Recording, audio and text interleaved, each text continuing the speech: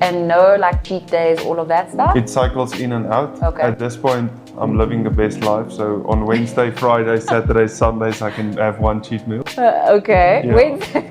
Okay, that's quite a few. So okay. it's a good time in my it's a life. single meal. It's not a cheat No, day. no, no. Yes, Single that's meal. better. Yeah. And what do you usually have? Yo, Wimpy Dagwood is a big one for me. You can see you were traveling a lot. Yeah. So Rayno Nel took the world of sport by storm. He really was an unknown athlete, and then he ended up winning the 2025 World's Strongest Man competition.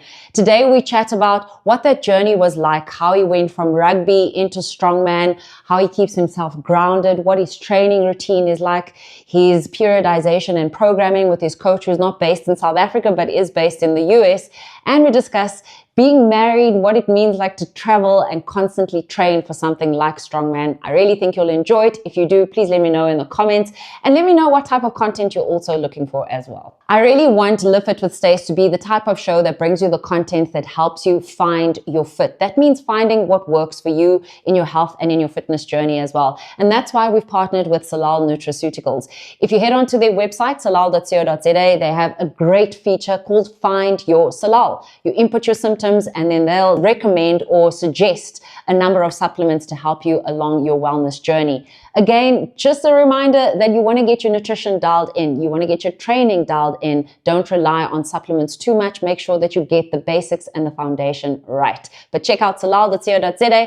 Use that feature, find your Salal, and get what is going to work for you. So although Rayno doesn't use Salal supplements, I asked him about what he uses, and these are some of the things that I saw that were similar within the Salal range. Testo Max is a testosterone and male performance supplement. It supports male sexual function as well as male physical function. That means assisting you to lift heavier, move more weight in the gym, and get stronger at the same time.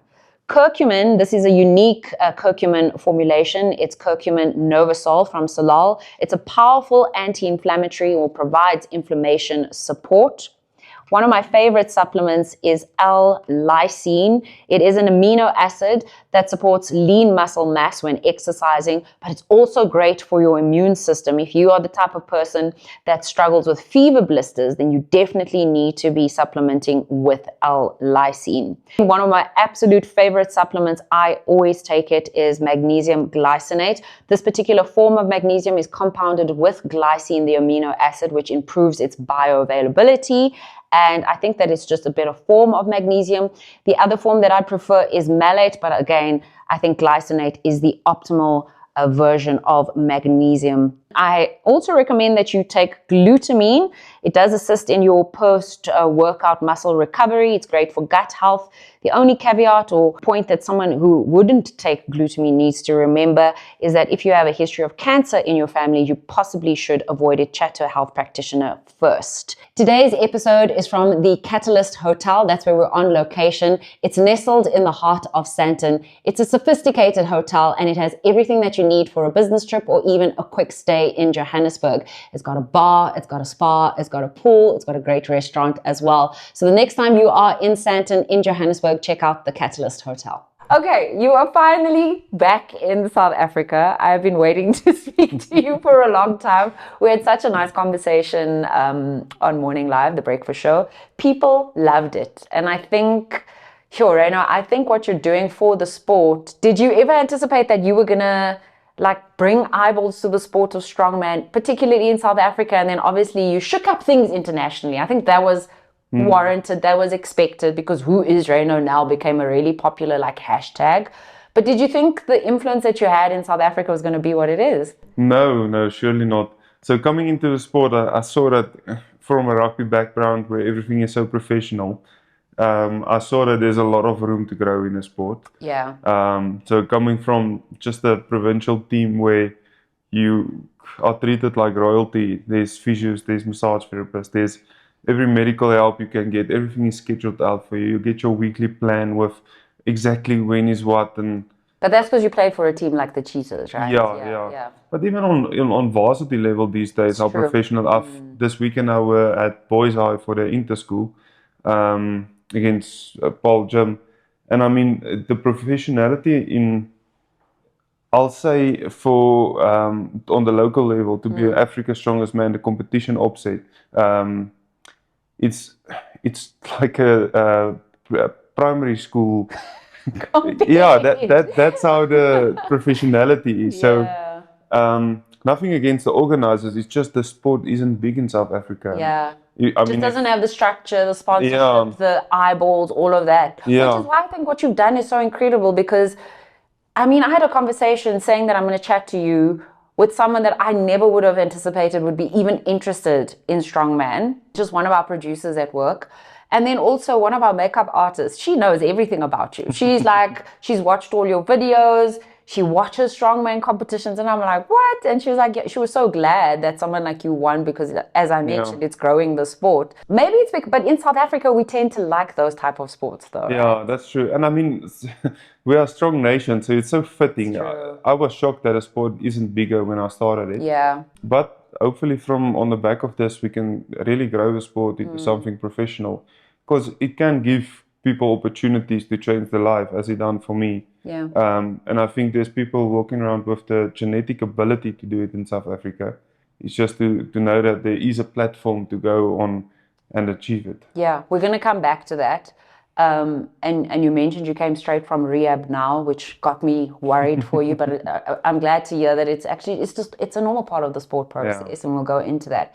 I want to take a step back because before my first interview with you, I was trying to do some research on who is Rayno Nel outside of his sport, because I'm a firm believer that your life experiences, your parents, your upbringing, everything is what got you to this point. If you've ever watched Tyson Fury's reality TV show, that family is crazy, but that's why he can be who he is in his particular sport, in the ring, you know? So take us back to your upbringing. You're from Upington. What was your childhood like? What was it like within the family unit? And then we'll move forward. Yeah, I think I have a very boring upbringing. You think it's boring. Yeah, so I grew up in Upington, which is an amazing place to grow up in. It's safe. You can play with your friends in the streets. It's not that safe at the moment anymore. But when I grew up, there weren't fences in front of houses. We grew up quite close to the river, so the Orange River. So we had spent time there. On the other side of town is the Kalahari Dunes. So it's a nice place to grow up. Just very hot, that's the only thing. Yeah. But if you're a child, you don't care about Give that. people a sense, maybe that are watching and not from South Africa, or even they're in South Africa and they don't even know where Upington is. When you say it's hot, give them a sense. Yeah, so it's close to Namibia in the Kalahari Desert. So it's really as remote as you can get. A typical summer day, the minimum temperature is just beneath 30 degrees. I don't know what it is in Fahrenheit. And it goes up sometimes into mid 40 degrees Celsius. Yeah. And then it's not like the extreme, your park car in the sun, if you get in from the mall, then it's like 50 plus that it shows. That's just normal measured, yeah. And the family's still there now? Yeah, my mom and dad is there. My brother lives in Canada. Okay. And when did your brother move? Did you guys really grow up close? Yeah. Just you and your brother? Yeah, me and my brother. He's 5 years older than me. Okay. People won't believe he's my brother when he stands next to me. He's so much shorter, smaller. Okay. But yeah, he moved to Canada, I think 3 years ago. Okay. He's married to his wife, is a Canadian, a South African, but they immigrated to Canada when she was 7. Climate difference, eh? Yeah, so they were actually they also from Upington originally. They were in the same primary class. They have a photo where they're in the same in the same class. And then she was 7 years old when they moved that side and came back to study in South Africa. And that's where they met. But I mean, from Upington to Canada is like, it's huge. It's basically from hot to like super, Yeah, Cape Town in between, luckily. Okay, so it's you and your brother. Are you more like your mom or your dad? Like, where do the genes come from for you? I think both. So my love for electricity is from If people don't know, you're a qualified engineer as well. Yes, electrical engineer. So that I got from my dad. I think a bit of both, but then also I think I'm much different than them. Okay. Yeah. And in terms of your stature? Nothing like them. What? I promise you. Great-grandfather, grandfather? Yeah, both my grandfathers, my mom was like 3 when her dad passed away. Okay. And on my father's side, I think I was less than a year old. But so I never knew them, but they were apparently both of them were big or tall. Okay. And their fathers, I think on my mother's side, were far past 2 meters tall. Jeez, okay. Yeah, so there is some genes that luckily slipped into. Found their way. Yeah. Was your family quite spiritual? Yeah. Like believing in God? Yeah, we're big Christians. Christians. Do you find that that's something that you're particularly fond of, proud of? It grounds you? Yeah, definitely. I'm a big Christian myself. Yeah. So I think I do a lot of things in faith, almost everything in faith. So especially through tough times, that's where my faith really comes in. Yeah. So I believe everything that's happened to us is just a blessing. It was basically during World's Strongest Man where you said you grew in confidence every single day. And one of the things that intrigued me is, some athletes, when they do well early on in a competition, they either keep with that momentum or everything derails after that. And you want to have the conversation to say, like, what happened?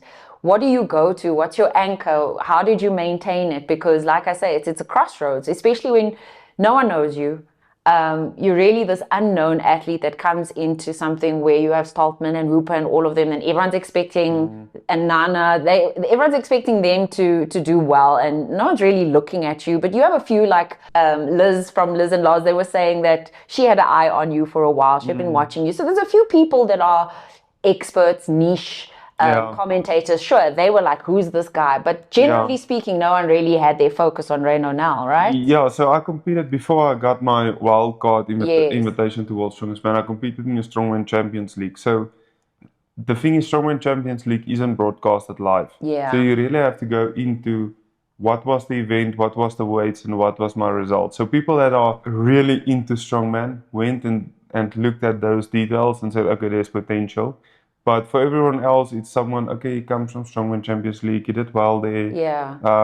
But I mean, this is World's Strongest Man. So yeah, I understand that most people, almost everyone, didn't give me a chance to win. That's understandable. It's kind of nice as well, in a way. Or, definitely. But I must be honest with you, the build-up to World's Strongest Man, and then especially 2 weeks out, everyone, each day there's 2 or 3 more videos of everyone predicting the groups, and then each time I watch a video and someone has me like 5th or 4th in my group out of 5, I was like, I'm better than that. Like, what do you think? Did that motivate you? Was that fuel for you? So things like that don't bother me that much. You strike me as a person where not much bothers you. Yeah. Is that true? Yeah, that's true. What does bother you then? I don't know. Don't touch my dog. That's I'm like that too. Okay. Yeah. No, there's a lot of things that bothers me, but I mean, that doesn't throw me off my game. Let me phrase it like that. Okay. I find that intriguing because the mindset of an athlete is one that needs to get into the zone, is one that needs to focus on the majors and not on the minors. So do you think that's one of the things that has allowed you to be so competitive, is that you really are like, shrug it off, it's not really an issue? Like some of you will go into, since World's Strongest Man, the events that you've done, when you haven't won, has it affected you? So what if the last competition that I did was my first Giants Live? Yes. And I went in there not at my best. So since World's Strongest Man, I couldn't train. I think I had like 3 training sessions, 2 competitions in between. Yeah. So I was so far from peak myself. And I went with my shoulder already injured at that point. So, and on the day, I just didn't perform. It was the first time since starting Strongman that I felt flat. Okay. And that was, I think, a lot of it was fatigue. Okay. Because you've been competing quite a bit. And I mean, since May, you've been every month, right? Pretty much. Yeah. And usually, like, I build up before competition, so I get as strong as I can. Take a week off before, so my body is fresh. And in that week, you don't lose any power. You just get up till the perfect package when you get to the competition. But I had none of those luxuries for that competition. With my shoulder, I still struggled through pain that week to see if I can do anything differently to be able to press. And on the day, I did so many stupid mistakes. So So it was tough for me, especially the week or two after that. I know I still came fourth in that competition, but I know where at my best that would have been not have been my place, where I should have finished. Yeah. So that's not nice to experience. But luckily it's sport. I've played in a team sport for so many years. Rugby. My university had seasons when we really struggled, when we didn't win any game in the Varsity Cup. So I've learned a lot. I know how to lose and But get then back you're from in a that. team format, right? You're in a Correct. team structure. It's not all on you. I've been captain of my university. Okay, not when we lost every single game, but not in a perfect year. So then you feel you take a little bit more on your shoulders. Yeah. But what it comes to is I know how to lose and not let it affect the long-term picture. Was that something your parents taught you, or Yeah, I think like it's when you more were life younger? lessons. Like, you know, if you came home from a game in primary school, did your dad ever sit down and give you those type of, we don't get upset, we don't throw our toys out of the cot? Did you ever do that? I don't think I ever done like I think from small boy I knew how to handle situations quite well. Why do you think that is? And I'm asking you these questions to dig deeper because it's really decoding successful athletes. Sometimes you not really ever think about this. One of my favorite podcasters is Tim Ferriss, and he will zero in and ask these questions, and it's fascinating what comes out. Sometimes it was one conversation with a parent, sometimes it was one game, and you know, someone realized, actually, I'm blessed to do this as a professional career, so why get upset about things? I've still got a long career ahead of me. And those mindsets for other athletes watching this are like, well, okay, maybe I should start adopting that, you know? So I find it really intriguing because it's not really the disposition of a lot of people. Things generally get to people. Part of what makes an athlete really good, the competitive edge, is facing life, facing challenges, but finding a zen point or a still point or an anchor point. Not many, but that's why we need sports psychologists. Do you know what I mean? Yeah. Like, do you feel like now you would benefit from working with a sports psychologist? I think yes, to a certain degree, but also I don't want to change things that works for me. Yeah. So I'm And a very lot is close working to this is how I am. So I see the value in it, and I think especially for young athletes, because one thing also is I started Strongman when I was 27 years old. So when I flew to World's Strongest Man a couple of days prior, I was my 30th birthday. So I'm not like that Yeah, young I remember anymore. I've that. had some life experience, and I know how to deal with stuff a bit better now. Don't you think that's something that's, I'm always like caught up between this. We come from an era where it's always about, oh, did you know what he achieved or she achieved when they were 16, 17, 20? But I think we might be going into the era of an older athlete, an athlete that's mature in life experience, but also in age, and they're able to handle these knocks a lot better, which means they potentially could push their careers longevity-wise a little bit longer, bearing in mind they would still need to maintain like a non-injury status and all of that. So now you're saying that being a bit older is something that you saw as a benefit. It's not something that you really considered before, right? Was it something that like, I'm planning this at this stage of my career? It wasn't really that. I sat down before I started Strongman and wrote down that 2027, that's when I want to be the world's strongest man. So I planned basically everything up until there. When did you sit down and write that? I think I did Strongman like a month. It's the beginning of 2023. But when did you sit down or think, I can be the world's strongest man? Do you remember that? So I think when I decided I wanted to do the sport, it was like either I go in and try to be the best in the world, or I never was there in my head like, okay, I'm gonna have fun just and compete a bit and meet people. That never was my plan of the sport. I always said with rugby as well, I think I could have done a lot more, but I weren't willing to settle. I said my career must do this, and as soon as it goes down, I'm gonna stop, which I don't think is a good mindset to have always. I won't give that advice to anyone. Because I think I stopped maybe a bit earlier, but luckily for me, it turned out I got something that I'm much better in. But for me, rather than saying that, because you're going to get knocks and have to come back, but I'm not someone that's going to do a sport and just do it for fun. Just for the sake of it. That's do not how you my think mind if you were works. with a different team, or like, do you think if things were different in your rugby career, you could have been as successful? Ifs and buts, but I mean, Yeah.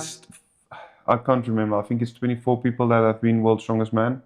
Last year, we played 50 different guys in the Springbok team. Yeah. So if you're looking at it that way, maybe it's just me comforting myself that I didn't make it. But In retrospect, yeah. obviously, yeah. But if you're looking at it that way, I'm very proud of what I did, and I think I've made the You right made choices. the right choices at the Yeah. right time. I mean, listen, you made history because it came to the Southern Hemisphere, it came to Africa. You're the first South African, the first African. That's obviously all the things that people are rattling off. And you can't ever plan those things. I mean, like you said, you just had the goal. It seemed like everything just seemed to happen at the right time, and you can put that down to your faith, obviously. You believe that God called you for a time such as this or something like that. And those things, those anchors are important. But again, just taking one more step back, just to remind people about what prompted you to get into the sport in the first place. Yeah, so I knew the sport. So I tell the story a lot. So in Upington, where I grew up, there was the Kalahari Kuierfees, which is a festival every year. There's not a lot going on, so this is a real nice time It's a as big a kid. Yeah, the merry-go-round come with some rides and some nice food, and every year there were a strongman competition on the Saturday. So the festival were the Thursday, Friday, Saturday, and on the Saturday morning there were a strongman competition. So some years it was like just local guys trying it. And then I remember some years Gerrit Badenhorst, who was second in World's Strongest Man in the 90s. Yeah. He came there and do a demo and run a competition other years. So I knew the sport. For me, I thought the sport is much bigger in South Africa because in my head it's something You that were happens going every to it, year. yes. And something I really enjoyed watching. And then also, I think we were 16 years old. Two of my friends tried the strongman competition. One of them actually did after school a bit of strongman. So I always knew the sport, but my mind was set on rugby. That's what I wanted to do. And when I discovered in university, okay, but I have genetic abilities because I'm a bit of a late bloomer. Okay. I really grew into my body a bit more in university. So I was always tall with broad shoulders. But a bit more on the skinnier side. Strong, but on the skinnier side. And then in varsity, I discovered, okay, my body is stronger than the guys next to me. And I said that after rugby, I wanted to do something else competitive. Always said powerlifting, but then when I stopped rugby, it was like 3 years that I just worked full out, got a bit obsessed with it. With powerlifting? No, with work. With work. Okay, Yeah. okay. So Yes, you told me that. I remember that. I really got a bit obsessed. And you actually enjoy what you're doing, Yeah, like, so as I would- an electrical engineer, yeah. Yeah, so I would, and one of my friends who's also an electrical engineer stayed with me at the time. We would set alarms 4 o'clock in the morning and read up about something that we find interesting. And then go out and work through the night for days at a time because we really were so interested in it. So I think that's a bit to my downside as well, is if I do something, You're quite obsessed about it. Yes, and so later on I discovered that I shouldn't work so hard. It's having a really negative effect on my body. So I was getting a bit. I felt that sluggish, and I got a bit not fat, but not in a good. My body wasn't in a good place, and then Just a bit softer. yeah, Yeah. it was like a light bulb moment that came to me. We were sitting with my wife's family at that time. I think we were engaged, not married yet. Sitting with a beer over a December holiday, and I told him I think I'm gonna try strongman. And that January, reached out a bit, got in touch with Terence, my coach, and then from there it's just full on conversation over a beer, and then I think again that obsession started with it. Once you decide, once it comes into your consciousness. Yeah. Did you meet your wife in varsity? Yeah. Okay. Yeah. And is she quite sporty herself? Yeah, so actually first time I saw her was in a hockey game that she played. So yeah. It's the South African version of the jock, you know, Yeah. and then like the pretty girl, but at least she played sport as well. You know, is she from the Upington area? No. She grew up in Joburg. So Okay. yeah. Okay. And what did she find about your family and coming from Upington and traveling there that she likes, or So she likes the people of Upington, but not not the area? yeah, because she always gets sinus when we go there Oh from all no, the it's quite grass dry. Yeah, and the yeah. heat. So And when you said, okay, I'm going to do the strongman thing, what was her first response? she's very supportive. I think initial glance it was like, okay, it's just something else he's gonna do, have some fun with. Her whole family is extremely competitive as well. Okay. So she quickly realized that I'm serious, and then it was immediately like, okay, what are we Okay. gonna do to become the best at this? Oh, I love that Yeah. because that's so important, right? Yeah, and because she have a sport background, she understand that it's gonna take a big toll on my body. So she initially told me like, okay, you can have 5 years of doing the sport. I was like, okay, 5 years is enough for me. Let me just start doing it. And Is it still 5 years? Like, do you think? no, I'm gonna do it. It's already 3 years, and I'm not gonna say. stop in 2 years. Well, I mean, since you won, maybe she's thinking once you win, Yeah. you have 5 years. No, we already you know? got past that point. But my conversation with we came to agreement that it's okay. I can do the sport for 5 years, but I have to promise her I'll be the best in South Africa. Okay. Oh, Yeah. you're well past that. Yeah. But I mean, just to have a partner and a spouse that supports you from that extent, because it's going to take, and it's already taken much sacrifice, I'm sure. Yeah. Give us a sense of how your training has evolved, because you know, when I read up about strongman, because I mean, you see strongman competitions, but when you really delve into it, even like the sports scientist in me was like, I wonder why you didn't pursue powerlifting, and you went to strongman. And now I understand, you know, in Upington and seeing it there, it's like when the circus comes around, Yeah. you know, like when you ask people, why did you go into Cirque du Soleil or something, it's usually a story like that, you know.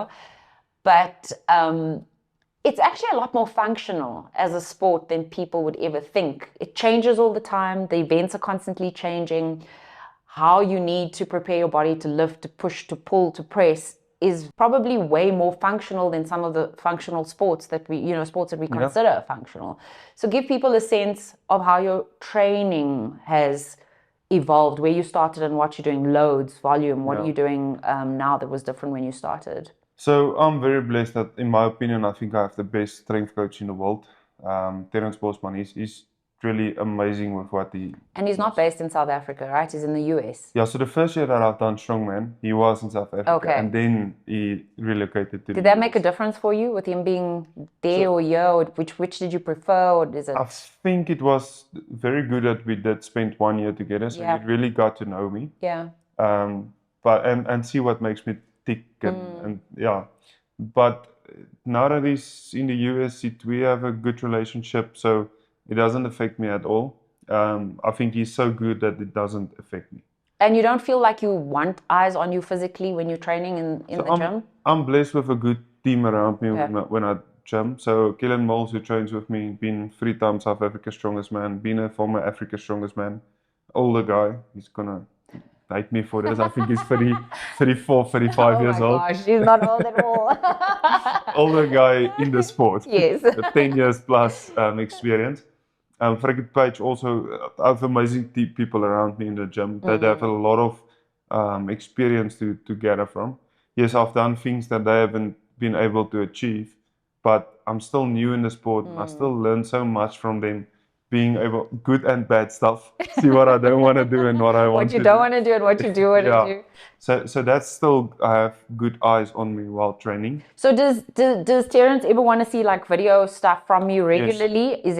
Is it like daily, weekly? How often? It depends. So in his mind, there's always something that he wants to see for specific reasons. So it's not training videos. I want to see if you train or if your squat is. Yeah. I also I don't cheat on my program. Yeah, I'd imagine you're a very clinical person when it comes to that. If I can't do anything or I feel my body is tired, then I immediately speak to him and say, okay, look, this is a problem. Can we work around? What must we do? Can I work it in on another day? So we have a bit good back and forth around training. Are you still doing the same amount of days?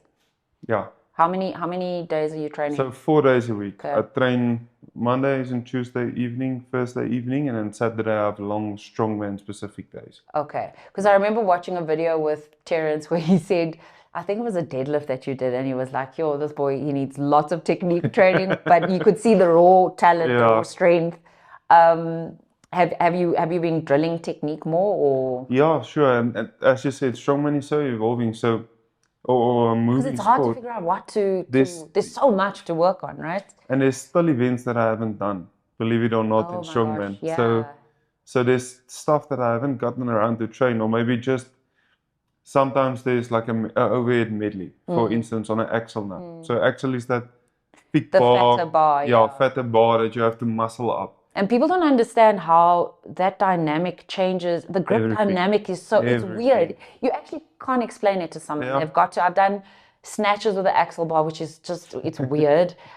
Even a deadlift with it, it's just, it's so great to train with it, but Yeah. it's something that someone has to feel for themselves. Yeah. Yeah. So, but for instance, an axle, I've never done a max axle. So it's always when I have to do it, it's just in a medley or it's for reps. So the technique, when it's something that you can easily do for 5 or 6 reps, and when you go to a max, is so different. So there's still a lot, and that's a very common thing in strongman that I haven't done yet. So there's still a lot out there for me to explore and to learn in the sport. Because like with the deadlift, I think you did at WSM, you did 400 for 8 reps, right? Was it? It wasn't, I think it was 360. It was a bit stiffer bar, Okay. but yeah, 8 reps. Just give people a sense of like how that's so different to the conventional powerlifting deadlift, whether it be conventional or sumo, but just your powerlifting deadlift. 4 reps at a certain weight, and then versus, like you're saying, max. Just those dynamics. Also, was it on a higher platform, slightly raised? Yeah, it was. There was a deficit, so it was, I think, 9 inches the normal. Yes, I'd say yes. that was around 7 inches. Okay. Just maybe give people a sense of what it feels like, how it feels different. Reps specifically. Yeah. Yeah, so I mean, if you're strong in a deadlift, especially like a powerlifter with a big 1 rep max, 360 is not a light weight. So Even if you're not. But yeah. So you can easily bang out a couple of reps with your perfect form for that you train for max. But as soon as it comes to close to your limit, where strongman you can hinge a bit and you can, the form isn't as big of a factor. It's thrown out of the window for a brief period of time for a specific reason. The goal is get the weight up from A to B. Yeah. So that's something that it's a completely different thing to train. It's taxing the back a little bit more? Or Yeah, leg? definitely. Good, Your lower back gives out, where on a normal deadlift, it isn't really your lower back that you feel. Are you using different bracing technique? Do you find that your breathing and bracing technique is different with that one? Yeah, and there's so many people, or so many different ways that people use. Because there's different schools of thought. Some people look like a goldfish coming up in the water when they get on the top of a deadlift for max, taking I big think I'm breaths. like that. Yeah. So there's so many different ways, but as soon as you get to that fatigue point, I mean, the adrenaline is gone by that point. Where with a max deadlift, you can get yourself all hyped up, go on that fight or flight and get the bar up. But as soon as it's for reps, or sometimes we have a deadlift ladder, so you have to deadlift, strap out, run to the next one, strap in, deadlift for 5 or 6 bars. That big adrenaline rush sometimes fades in that time. And then it's a bit harder. Then fatigue come in and you have to fight a bit more inside of your head as well, mentally to get through. What is that something that you kind of do on the fly? Is it something that would change in a competition where you'd be like, your internal dialogue is like, Rayno, I'm feeling it here, I'm feeling it there, I'm feeling fatigue, maybe your back is tweaking a bit and you're like, I'm going to do this? Or do you try to have as much of a strategy going in and sticking to that strategy, knowing full well you are going to get fatigued anyway? Yeah, there's always a strategy. Yeah. But sometimes you have to think in a moment, because what we do is the big weights, you can't always train exactly up to that amount. You have to work up to there, for instance, if it's a 360, I think I've done 8 in a competition, but I think I did 5 at most in preparation, because you don't want to over fatigue yourself before a competition. You don't want injury, So- you don't want any of that, yeah. And you always want to leave that bit of doubt that I didn't fail in the gym, so where's my limit? How far is it? It can be still very far from where I stopped. It's a good mindset to have. Yeah. So I'm not too big on failing in the gym. Do you train to failure on anything in the gym? Is Not that a lot. ever part of you? Okay. Yeah, not a lot. Sometimes there's a weight that Terence wants me to hit, and I know it's close to my limit, and then he'll tell me, see if you can do it, and usually he's right, I can do it. But then you get off days. You get days where you didn't sleep well. I still work full time. We had a lot of meetings and stuff, and I just don't feel myself. Maybe cold that you're picking up and haven't seen symptoms yet, but your body is quite down. And you aren't as strong as you're supposed to be. And that days I can maybe fail at something. But the plan is not to go to failure, never. You listen to your body quite a lot? I do. And are you quite strict at respecting it? So if you are starting to feel beyond, because it's a point that a lot of people don't get, right? Sometimes I'm so good with it, and other times not. Okay, that's normal, I think. Yeah. And I ask that because fatigue versus like flu and illness starting to set in for many people just feels like one thing. Yeah. But as you become more professional, you need to dial in on that so that you prevent, flu, especially when you start to travel like how you've been traveling. I'm just wondering how tuned in you are to those sensations, to how your body's feeling and how you adjust your training. So I know when I'm getting sick, and sometimes I just, for instance, when I got sick, I got swine flu quite bad. I was quite bad sick I think it's 3 weeks ago. And before that, I was feeling, okay, I'm getting sick. But I had so many commitments in the next few days that I had to get to everything.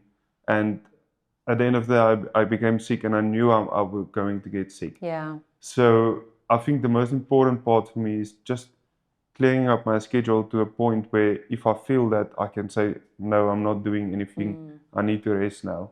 Like But not doing a podcast with me.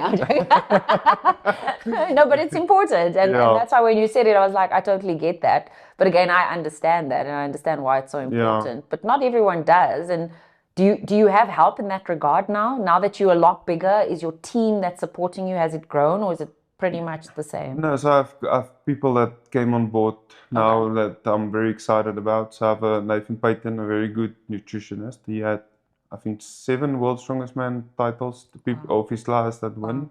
Orthopedic surgeon, that's my team now, helping me. My team is growing with a lot of professional people that's coming. Okay, so you're training 4 days a week. How long? What's the duration of your training? So it depends. So on the evenings, Saturdays is long sessions, but on the evenings it's anything from 1.5 an hour to 3 hours. Okay. Usually it's just over 2 hours. Okay. And then on Saturdays that can be a very long session. So sometimes easily 6-7 hours. Sure. Okay. And give us a sense, without giving away Terence's magic that has gotten you to be the world's strongest man. What, like a typical type of session? How are you warming up? What are you progressing into? What are your splits like over the week? Yeah. So on Mondays I majority squat, Tuesday majority press, Thursday majority deadlift, and on Saturday that's strongman stuff. So that's everything event specific. But what we focus on is having a Saturday session that's close to simulating a competition. Okay. So when I get into a competition, that there's never, oh damn, the aircon isn't on and everything isn't perfect. I know the fatigue of being in a competition and everything isn't perfect.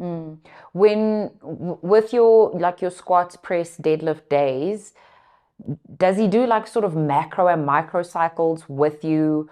Are you working on hypertrophy versus strength? Because this is something that really suited you for the 2025 World's Strongest Man competition was that you had the right mixture. I don't think a lot of people understand that you won it by what, half a point, right? Yeah. Like when we say you're the world's strongest man, it's not like you breezed in there. You led in the beginning, but it was a fight all the way and you had to just constantly adapt. I think maybe the rugby background helped with that and the mindset stuff that you shared now.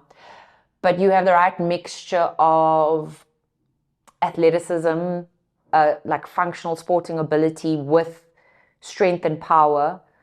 And maybe you can share why you don't want to pick up too much mass. So maybe the hypertrophic type training is not necessarily where you want to go. So do you have those longer rest periods in between reps and sets in order to concentrate on strength, or what's Terrence doing with you there? Yeah, so our schedule in a strongman year is usually I took it quite like a fighter. I would pick for competition, then take 3 months, 3 to 4 months, and then compete again. Okay. And then if I compete, maybe get one like 2 weeks after, so I can on the same peak compete 2 times and get 2 results with one. Okay, so kind of in a cyclical form, which is not what happened to you now recently, right? That's not what you've done. Yeah, that's the thing. Now that I'm completely now on a new level of competition, where the schedule is a bit different. There's a lot more competitions, and I initially wanted to do everything.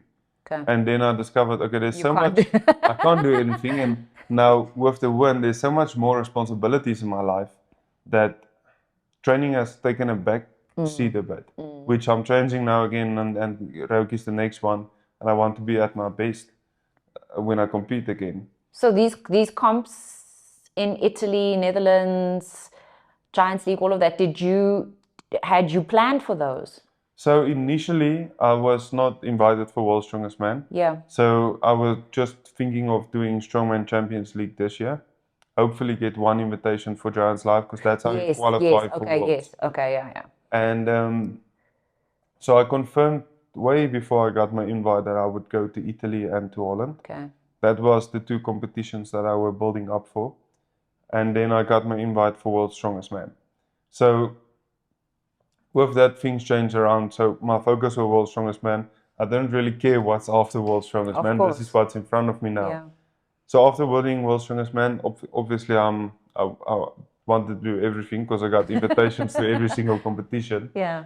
So the plan was to go to Italy and to Holland, keep training there. So use it as 2 training sessions, the week in between, train, get back, train again, and be ready for Giants Live, which was 2 weeks after I got back from Holland. And it just didn't turn out. Got an injury in my shoulder. Were really tired from all the media stuff. People don't understand that it was 4 o'clock out of the house, at 8 o'clock back in the evening. Yeah, it's really draining. Media the whole day. And I mean, I wasn't used to it. So all of that stuff. And kudos to you for doing it, because many people just choose not to do it. And you have to strike that balance between, like you said, you're growing the sport, you're growing yourself as an athlete so you can get more sponsors, but you can't do too much and you can't do nothing at all. And you have to find a unique balance there. But I mean, at that point, I was completely unknown that won the competition. So I knew the value of now doing the media stuff.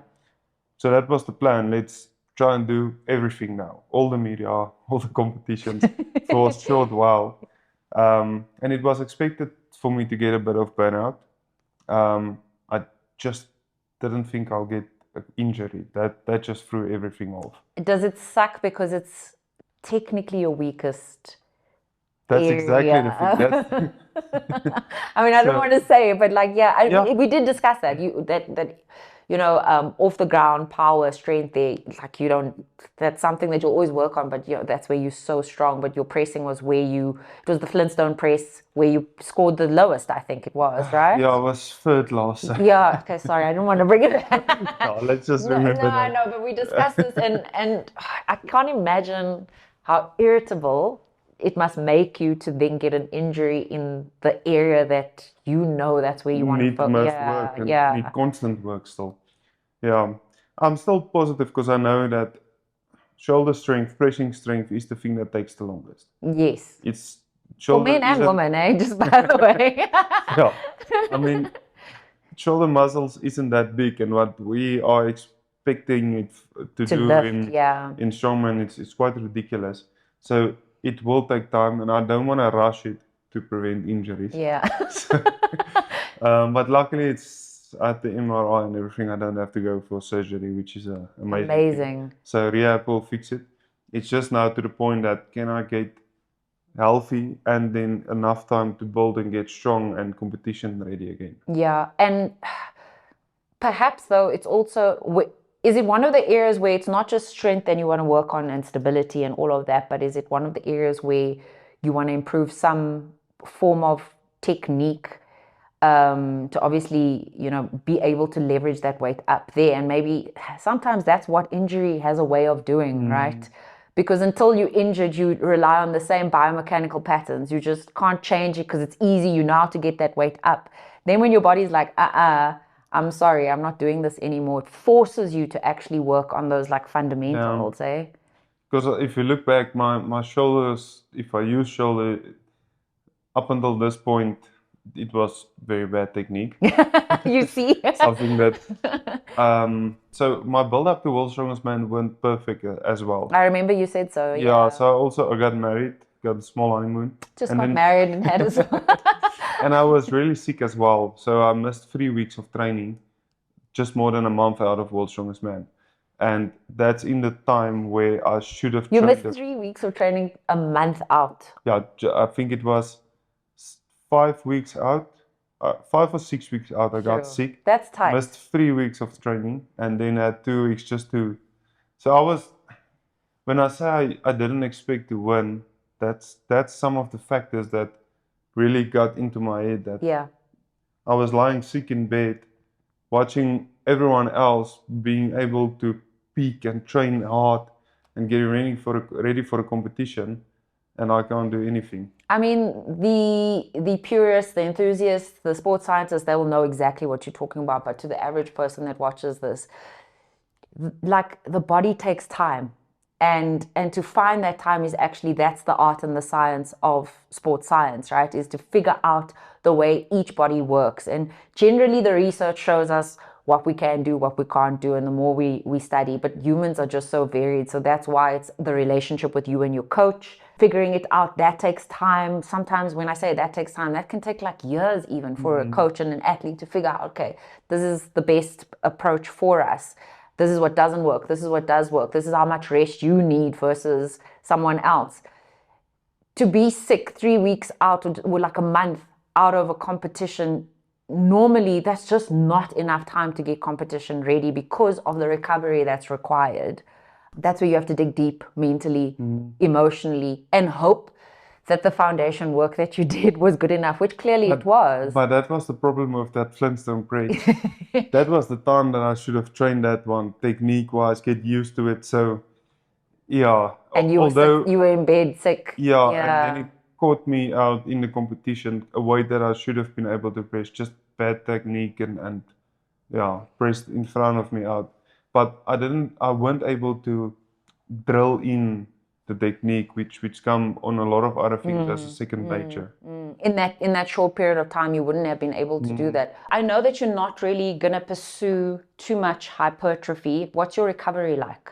Is it just those days that you have, or are they, apart from your pre-competition where you take an entire week off? Because that's also a long period of time to rest prior to a competition. Yeah, so I do some moving stuff just to get the blood flowing. Okay. Hypertrophy, I do in my off season. So of course I need to build size as well. Yeah. And I build up. So it depends on how much time I have. So if there's enough time, I'll build my program from more volume up until a point where it's just on strength based at the end. Okay. And if it's a long time, let's say it's like a 12-week or a 16-week period, there would be a deload week in between. Okay. So where we go to drop down to almost 50% of the weight and then build again. Because I was going to ask you, how are you measuring what your intensity? What are your ranges? Is it of your 1 rep max? Are you looking at heart rate? How's Terence gauging your level of intensity for strongman? So sometimes you have the luxury of, okay, let's get as strong as possible.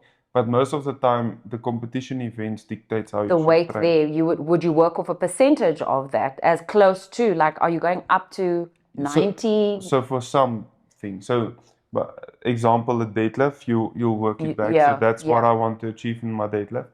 But if it's like, let's say it's a log for reps, it will be good to build up to the point where the weight that you have to do for reps, you can actually do for reps in the competition.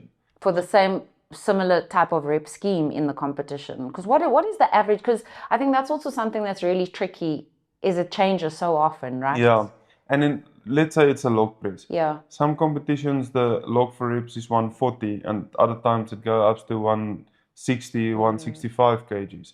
So then it's a completely different ballgame. It's a different event altogether, Yeah, actually. yeah. So, I mean, I suppose Terrence's experience, and that's where training with other guys that have been in Strongman for so many years, that comes to the fore and helps you in that regard. What about your nutrition? What are you doing there? Is it certain periods? I hope you don't, like, you don't do bulking and cutting cycles or anything like that in Strongman, right? But I would imagine still that you would want to tweak your nutrition close to a competition. You do still want to get to a certain level of feeling lean. Yeah, so I started with my nutritionist now, where I learn a lot of stuff.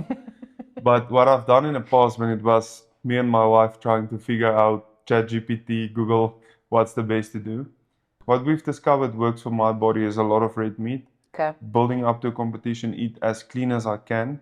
And then as soon as I get to competition, consuming sugar for the first time in a long time gives me extraordinary amount of energy. Wow. Yeah. So you'll focus on sugar, simple sugars there. What type of, what are you consuming? Rice Krispie treats and stuff like that. Okay. Which is like kind of how bodybuilders also work it. Yeah. And you have no gut upset or GI distress or anything like that. And you stick to the same treats, like the same things. Yeah. You're not like, oh, let me try this or let me try that, as long as it's a simple sugar. So do you pack your treats with you? I usually do. But now, for instance, in World's Strongest Man, the food in America was very oily for me. So I was feeling, we went like a week earlier, and after day 2, I was feeling so sluggish and down because of all the oil in the food. Yeah. So we went and discovered a restaurant that cooks with butter, and only consumed from them for the time being. But then I was so like over their steak, that in competition, the only thing I had appetite for was a burger. So and you have to just go with what works, every right? single day for lunch, I had the same burger from that restaurant. I can imagine. You know, I think it's also something that's underestimated by many people. When you travel, you're not used to their food. You're not used to the ingredients that they use, the condiments, all of that. Rayno Nel, when I chatted to him a few years ago, he was an Olympic swimmer at that point in time, and he said he was so dialed in with his nutrition. If he just ate like a single French fry, he could feel it in the water. He said he felt like he would sink as opposed to like fly through the water. And when you dial in your nutrition to that extent, it makes a huge difference. Your hydration, what are you doing there? And then your supplementation, what are you doing? Yeah, so I'm with you in on supplements. So I've all the entire range I use. You basically just do whatever you need. Yeah, I like that. Yeah. And do you use the full extent, or are you basically like a very simple stack guy? Yeah, so I do use some of the whey protein. Okay. Because I can't consume all the protein that I have to consume. Yeah. But I use more of the other stuff there is, like magnesium, zinc, the immune boost, those type of things. Amino acid pre-workout. I'm a big fan of pre-workout. Oh, you are? It's the best thing on the planet. Not a stem free, like. Yeah, give me all the stems. And how are you calculating your protein intake, though? Is it based on your current weight, or what are you doing there? So what we've done with this nutritionist now is we work on a 150 kg body weight. Okay. That's why I discovered World's Strongest Man. I were 148, which were a very good weight for me because I was movable. I didn't lose too much in speed, and my strength were quite up.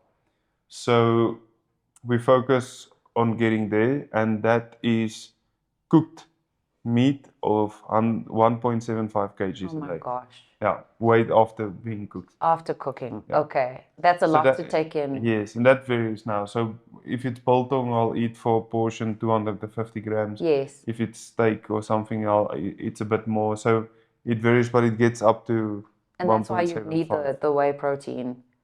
And you don't struggle to digest the meat at all. I struggle to eat it sometimes. Yeah. But digestion, it's perfect. Are you eating from quite early in the morning?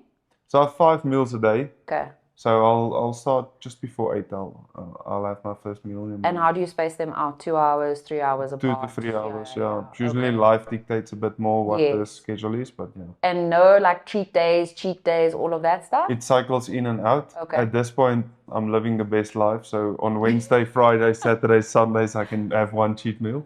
Okay. Yeah. Wednesday. Okay, that's Yeah. quite a few. So okay. it's a good time so in it's my a life. single meal. It's not a cheat No, day. no. Yes, Single that's meal. better. Yeah. And what do you usually have? Yo, Wimpy Dagwood is a big one for me. You can see you were traveling a lot. Yeah. Yeah. So before I let you go, then I think maybe it's just what's in store in terms of your competition schedule, other goals that you have in mind. And I think maybe what you're working on, because it is so challenging for you. Maybe you just had the right amount or the right style of events in the World's Strongest Man that suited you so perfectly. You've expressed your frustrations with, some of the other competitions, but that's normal, I think, in Strongman. But what's in store for Rayno now? Yeah, so next competition I'm doing is the Rogue Invitational. And then luckily we have the Strongman Champions League final in South Africa in November. Yeah, that's going to be exciting. Yeah, that's so cool, because then we can really now bring the sport to South Africa on an international level. And I think there's a hype built around Strongman now. So then we can showcase the sport and let people experience what high class Strongman is. So I'm very excited about that. And what are you working on before that you never worked on besides your nutrition and your training? Are you incorporating other modalities, maybe some psychology? Is there something else? Or like you mentioned, you found what works for you and you want to stick with that for a little bit. That's the thing. I don't want to now change everything and then all of a sudden something don't work and now I have to see, like, let's say there's 20 stuff that I've changed, 20 different things. Which one was the one that made me do worse? Do you research and analyze other athletes? Like, I do. Do you watch their YouTube videos and go through? Because you're quite a meticulous, studious type person, right? So I'd imagine that's something that, does your wife have to come and say, okay, enough, Rayno, like you have to come to bed now? Yeah, so now I know a lot about other athletes. You have to. Their strengths, their weaknesses, their technique. Yeah, especially if we get into a competition. So there's a lot of clues that I leave in the stuff that I post. So I'm not the person that posts too much of my training because I know how much I pick up from other people in their training. You can see why I've asked you so much about training, because you don't. Like, it's not on your social media. And I don't want you to give away anything, but I was just really intrigued, Yeah, it makes sense. Because I've so many times that I've struggled with something to figure it out. And then one guy that like someone that I'm going to compete against, say something or do something in the video, and then I okay, and then I go and play around, and then I improve so much from that. So interesting. You have to know who your competition is and analyze them. You'll be stupid not to do. Yeah. Okay. So you said you want to win World's Strongest Man. You achieved that. What are the next goals? I mean, where do you go from there? You want to be like Mitch and all of them that you were hoping to beat. They've got multiple World's Strongest Man title to their names. Obviously, that's definitely a goal for you. But is there anything else that you particularly want to achieve? Yeah, so there's other big competitions in Strongman as well. Yeah. So obviously, I do the sport because I enjoy it as well. So I wanna. It's much more enjoyable when you win. So I want to win a lot of competitions. But then, I mean, there's still a lot of life left in me in Strongman. I'm 30 years old in Strongman. That's the beginning of your peak phase in the sport. Okay. So when does the peak phase start to dip? I'll say 28 up until 35 years old. Okay. Rayno, thank you so much for making the time to chat to me. I know you're in rehab. I know you had swine flu and you were traveling as well. And congratulations on winning those events while you were away. And I'm sure you've also learned so much. You're so lovely to chat to, and I appreciate it. And as I mentioned, so many people just shared how you've changed the sport for them. Many people shared, even in your Giants League, comments. They were saying like, you're so down to earth. They love watching you compete. So continue going from strength to strength and glory to glory. I have a gift for you. I think you're going to give it to your wife anyway because it's skincare, even though it's not your supplements.